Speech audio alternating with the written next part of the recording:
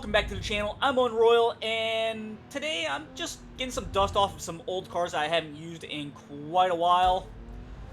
After going from controller to wheel, I'm mainly focused on my 69 Mustang Boss 302, my, I think it's a 92 Sylvia, and the 69 Dodge Charger.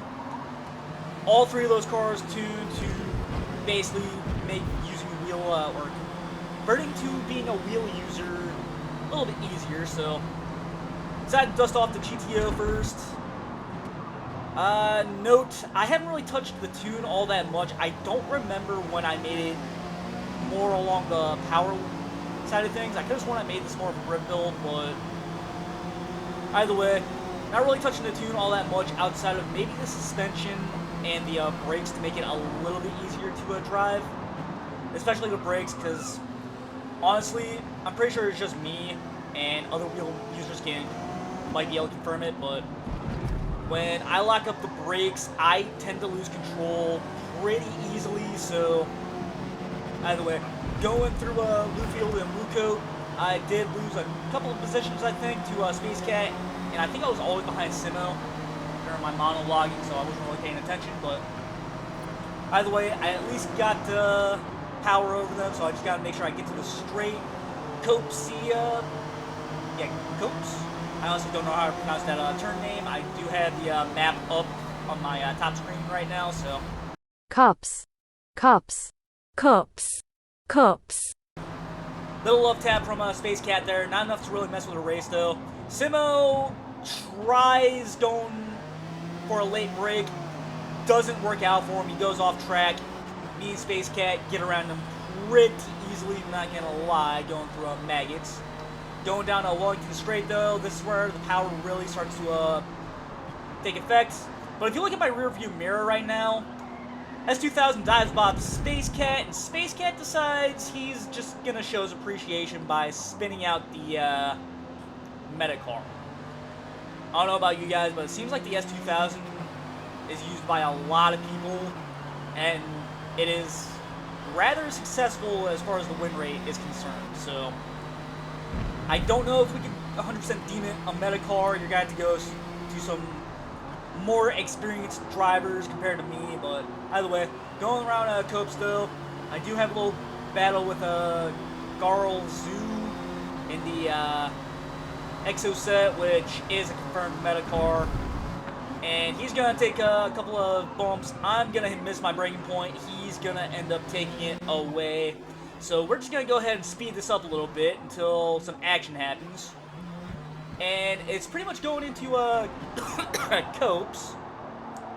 Sorry, a little bit of a spittle went down the wrong pipe. But Space Cat does catch up after I messed up Copes there. Again, I don't know how to pronounce that, so I do apologize if I'm mispronouncing it by a lot, but going through maggots, he does get around me. I do end up missing my braking point. He does have a little bit more grip, and I think his car's a little bit lighter. I want to say my GTO going off the field is 3,200 pounds, 3,500 pounds. I'm going to have to go back through into the game and get the exact weight, but going off field, that's what I want to say it feels like as of right now. So, small little love tap by Space Cat. I thought he was going to go for a pit maneuver, but I guess that's only if you dive bomb him. Seems like he's trying to go for a really clean race. He's figured out I have way more power than him, but he does have cornering ability, so he's probably going to try and use that to his advantage. But either way, we're going to go ahead and speed this up a little bit because it is a little bit of back and forth between me and Space Cat. He catches up, I pull it away, and it's just going back and forth. But either way, messing up the field again. El Chacol ends up joining the mix, gets around Space Cat somehow. I have a feeling he has more top-end speed over, I think that's a BMW Space Cat is driving. I could be mistaken, though. But either way, Chacol doing some rather Miata strats. He's trying to get around on the inside, trying to get around me. But either way, I am in a big, heavy muscle car, so if he tries to hit me, he's not going to do too much damage to me, at least. But either way, going through Bluefield, Bluecoat, I do have a little bit of power over him. If anything, he's probably going to do more damage to his car. I don't remember what the S2000 was made out of. I have a feeling it was more fiberglass than steel. So, by the way, going around Maggots, little bit of contact there. He gets penalized for it. Second collision, no penalty though. But I do want to know, guys, if you guys think that first collision was justified for a penalty. Because I don't think he dive bombed. I think both of us equally messed up that corner. So I have a feeling it should have been a standard racing incident and no one should have been penalized for it. But to each their own. I'm sure Forza has its reasons. Even though they're probably not very good reasons. But either way, going around Woodcote. Again, I don't know how to pronounce that. I do apologize if I'm mispronouncing it by a lot. But S2000 taking the inside. I was kind of testing him to see if he would adjust his line and get off the Forza recommended racing line. I do notice that a lot with the meta abusers. They try to use the Forza recommended line like it is the go-to solid best line overall. But either way, I do tug up behind him, try to get around him on the Wellington straight. Managed to get around him for a second, but I do miss my braking point. Take the turn a little wide. Get a little love tap from him. Luckily, this time, no one got a penalty because that was more my fault, if anything, because I did try to get around him and messed up quite a bit. Space Cat gets back into the mix right now, though. So, I don't want to say it was a three-way battle, but it does turn into a bit of a well, not a battle, a three-way battle, but the original battle between me and Space Cat. Sorry, I can't really speak as of right now, but Space Cat taking a little wide in my rearview mirror. Trying to catch up to El Chicol, though. And I think after Maggots, yeah, I do skip here because it turns into him pulling away and me and Space Cat basically going into our original battle. And I do finish the race in 14th. I think someone disconnected or messed up or something, but either way, not bad for a car I didn't really have much practice in, and on top of that, just not really built for the wheel, so I am going to go back and rebuild it for a grip track. With that being said, let's move on to the next race. Alright, changing things up a bit out of my classic muscle car craze. Now we're in the 97 RX-7. This car I really did not touch too much. Like I said, I think if anything, I just put sport brakes on it, and I have to brake here trying to avoid an S2000.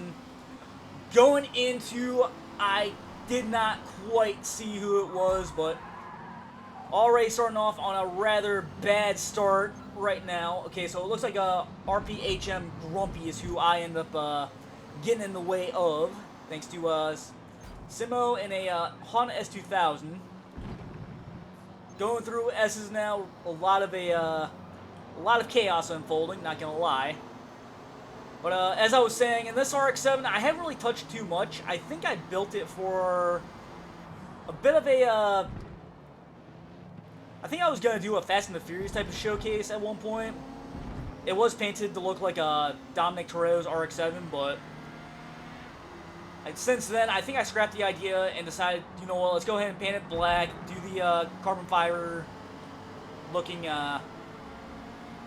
hood, kind of match theme of what I'm going for on my channel. Really need to repaint all these cars as well to make it to where it looks like the Nerdy Bobos made them. By the way, we're going to go and skip ahead since a lot of chaos unfolded. I did catch up to a Ford ST guy who is a bit of a, he's going to be a bit of a contender in this race. And I got no time penalty for that corner cut through the optional uphill chicane, whereas he got 0.7 seconds. I don't know how that makes sense, but either way, liquid ice does rub up on my left side there. Game doesn't give him a penalty, I don't think. I didn't see. I wasn't paying attention to it.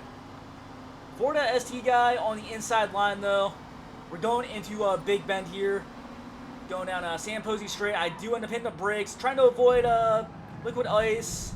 Get right behind Ford ST guy, and I do end up going in and spinning him out. Somehow not getting the penalty for it. If you ask me, though, I should have gotten at least a 5-second penalty for it, as it was a completely my fault. My webcam stops working here, by the way, for a split second, so don't know what's going on there. By the way, we do end up going around Ace McGee in the BMW. Going down the Sam Posey straight, though, he does start catching up because going into Big Bend, I missed my braking point and completely spin out there. Go off track there. Ford ST guy, he is going to catch up as well. Going into S's. He does get right on my backside. I think he has more cornering ability. And I did go back through and relook at how I had this thing built. I do have the inline 4-cylinder motor. I think it's what you find in either... I think it's the Miata, I want to say. I don't quite remember what motor you find the inline 4 in. But like I said, I do want to say it's the Miata since they're both built by Mazda. Going down to West Bend, though, I'm trying to chase down Ace McGee. Ford ST guy is also trying to chase me down. Going into the diving turn, I do end up losing a little bit of control there, so Ford guy is able to get around me pretty easily because I did lose a lot of speed there. Not missing my braking zone going into the Big Bend this time, though. Ace McGee and Ford ST guy do have a little bit of a battle there. Ford SD guy taking a bit of a ballsy dive there. Gets around Ace McGee, though. Now, it's me trying to get around him. He does dip a couple tires off. I do get around him. Luckily, a pretty easy way around him. Now, I'm going to speed it up, this little chase down I had with a Ford ST guy. I do start really catching up to him because he does get behind a Honda Civic. He does lose control here. I'm trying to get around him. Trying not to go into him. He does go into me. I don't think it was 100% his fault, though. I just think he didn't quite expect me to be there right then and there. But he does go for a dive bomb, taking his position back. I do go into the back of him in Big Bend, though. He does lose control once again. I'm not quite sure what was going on. He might have had some sim twitch, something. I don't quite 100% know, but either way, it did cause a bit of havoc in the race. So either way, we are chasing down the Honda Civic and a Toyota Supra in front of him, and I'm not quite sure what was in front of them as well. Going through the chicane. At this point, going down West Bend, I'm just trying to focus on catching up to a Ford guy here. But going into the diving turn, he does take it a little wide. I take it a little tight. Take it up on the outside, trying to get around him, seeing if I can't get the move done. Not missing my braking point once again. He doesn't go for a dive bomb for once. I thought he was going for one. He seemed to do that quite a bit, but either way, I think I got the move done here, so we're going to try and get around Dun Grip now. In a Toyota Supra. Didn't know you could build one for C-Class. So that kind of threw me off guard a little bit. But either way, trying to go into the chicane. I am right on the inside. I'm not in a very good spot for any sort of overtaking, but I do manage to get the job done. He does go off course. I have a feeling that was kind of my fault at the end of the day. I do feel bad, so didn't quite catch his name, but if you are watching this, I do apologize for that one. Just kind of a bit of a bad judgment call on my end, but either way, Ford ST guy does get around him as well. And here I am thinking all I gotta do is hold him off for at least 2 laps, but I missed my braking zone. I go off into the grass. I end up giving a little bit of gas there, and I end up drifting it way too wide. Honda S2000 getting around me, and Dun Grip does get the position back pretty easily if I say so myself. So we're going to go ahead and skip the rest of this lap around. I do get around Dun Grip there. Apologies for not catching your name last time, but either way, I don't end up catching up to a Ford ST guy, but I do see that he does have a second and a half in penalties. So at this point, I'm wondering if I can't maybe try to catch up just enough. to where I could get within his penalty range. Going around diving turn into Sam Posey straight though. He does start pulling away, so that's pretty much going to be that race, guys. And again, my defense, I didn't touch this car for quite a while, so you could say it was a bit of anyone's race at the end of the day. So with that being said, let's go ahead and move on to the final race of the video. Alright guys, final race of the video, and this is probably my favorite race of the entire video, to be honest with you. We're in the 67 Corvette Stingray, I want to say. I could be wrong on the year, but I do know it's the Corvette Stingray. And let me tell you, I had a lot of fun in this. I did have to brake here because Micah was trying to do a last to first challenge by the looks of it. Jeff Sr. wasn't ready. I wasn't ready. I hit the brakes to avoid Jeff. Someone goes into the back of me. I didn't quite see. I forgive him though, and all that sort of fun jazz. I go into the back of Jeff again though. Not really what I want to do. McPhill there, he decides he's gonna bump me off to the side, trying to go for a dive bomb. I'm trying to leave room for the Miata there. I end up getting pushed off in the process. And what looks like a Porsche is getting a little touchy-feely right now. He does try to shove me out of the way. I think he felt a little boxed in, probably a little claustrophobic. Either way, not too sure what was going on there. McPhill, though, on the other hand, I don't think that was 100% intentional, but he does get penalized for it, and I was not too happy about it, though. Plymouth almost going off course. I do have to get around him. He was taking it a little slow there. Not quite sure what this race was all about, but a lot of touchy-feely here at Road Atlanta. But now we're going down the big straight, going into turn 9. I am looking at the race map right now, and yes, this is apparently turn 9. I don't know how that makes sense, but I do end up missing my braking zone along with quite a few other people. Ended up building a sandcastle there. Micah as well. Well, Micah is actually going around me. I think it was Stance that was making sandcastles with me. I think we were comparing who could make a better sandcastle since we couldn't really decide who made a better race car. By the way, catching up to Micah here, going into turn 1, who's right behind Verifox. I did lock up the brakes a little bit. Plymouth going into Renault. I think Micah ended up going into Verifox. Verifox apologizing there. Or not Verifox apologizing, it was Micah that was apologizing for that one. Going into turn 3, going into turn 4, and now entering the S's. Stance is starting to catch up. I'm trying to catch up to Micah. We have to take this a little slow because of Verifox. I think they're still trying to regain their bearings after the little collision there. I do end up taking the inside, trying to get around them. Dip a couple tires into the grass there. Managing to get around them. Micah getting smacked in the back by Verifox there. Trying not to get involved too much going into turn 7 right now, though. Also, by the way, none of these turns really have any names outside of the S's.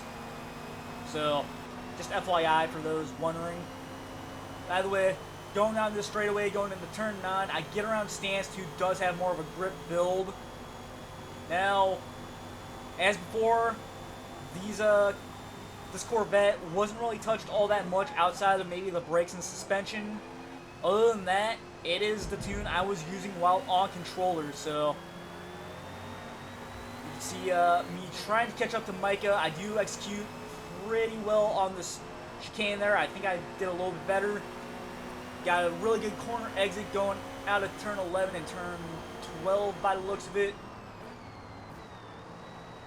Either way, getting right up on his quarter panel. I did have to back off there to avoid a collision. He did take it a little tighter than what most would probably want to do. Going into turns 2 through 4, though, he does slide out around a little bit. Stan's getting right behind me. I think he's getting a little antsy. He's trying to find his opening. I'm trying to figure out what Mike is going to do. Going into turn 5, coming out of the S's, I do take the inside, and Stance does go on the inside of me. Immediately backs off, though. He does get a off-track penalty in the process. And now going into turn 6 and 7, I am taking this a little slower than I normally would. Trying to regain my bearings once again after the little collision with Stanced. And right now, I think I've got the move done because I do have a lot of power over him. At this point, it is just try to get as far away from both of them as possible. But at this point, Micah is starting to show that he does have a little bit of extra power as well. He is closing that gap right now. It is just a race to the chicane.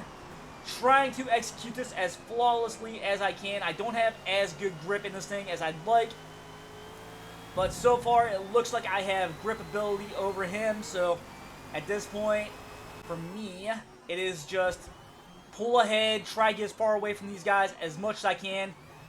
Those two do slowly catch up, but because those two are battling, I'm able to take advantage and get as far away from them as possible. Now, here I am thinking, okay, I probably make maybe 1 or 2 mistakes going into the S's because, like I said, this car doesn't have as good as grip as I thought. But I do mess up turn 5, go off into the sand. And here I am thinking I'd get a off-track penalty, but no. Illegal pass for some reason. I don't know what happened there, but a little bit of a chatting with some of the other drivers. They thought some random driver popped in at a random time. They seen DNA in the name, so probably could have pulled in out of nowhere. Some say it was some random fly I was racing against, so who knows? All I know is I got the illegal pass penalty, and I got to live with it. But either way, we do get into the final lap. Race ends timer does start. Going into turn 9, I do slowly catch up to Dark Ticks here.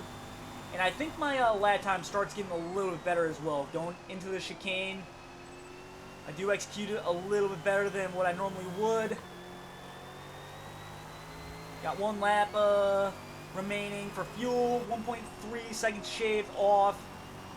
Looks like, yep, crossing the line. Still got 40 seconds left. And pretty much that's what is going to be the video, guys. I should have been in 9th, but either way, racing is racing. Pretend that says some corner here to get a like, comment, and subscribe. And I hope to see you guys next time. See y'all later.